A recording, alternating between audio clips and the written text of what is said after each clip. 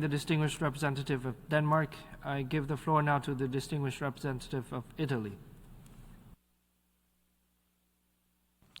Thank you, Mr. President. Thank you, Mr. President. I've asked the floor to exercise Italy's right of reply in relation to affirmations made by some countries, including Iran and earlier the Russian Federation, on nuclear sharing arrangements.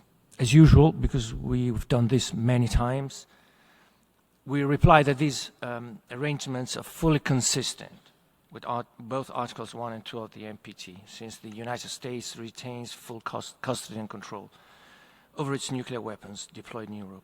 There has been no transfer of nuclear weapons whatsoever, and Italy remains a non-nuclear weapon state according to the NPT.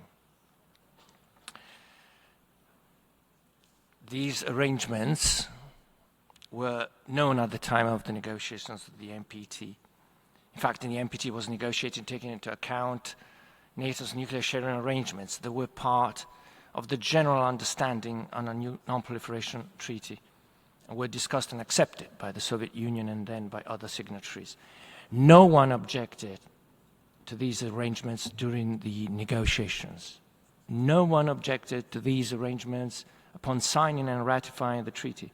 No one objected to these arrangements for decades at each of the first 9 review conferences. Then, on 2015, Russia raised this issue for the first time, a year after its illegal annexation of Crimea and the invasion of the eastern regions of Ukraine in 2014. And perhaps this is not a coincidence. Finally, a political historical consideration. Far from being in violation of the NPT, nuclear sharing arrangements have provided an element of stability to the NPT since its inception. Not only are they in full legal compliance with the NPT, they've also been for decades and remain beneficial to the NPT. And this is because they provide allies with security guarantees that reduce incentives for states to develop their own nuclear capabilities. And I think this is easy enough for everyone to understand. These arrangements remove incentives for countries under the umbrella to develop nuclear deterrence of their own. Nuclear sharing arrangements have prevented nuclear proliferation, so they have contributed and still contribute to one of the treaty's main goals. I thank you, Chair. I thank the distinguished representative of Italy.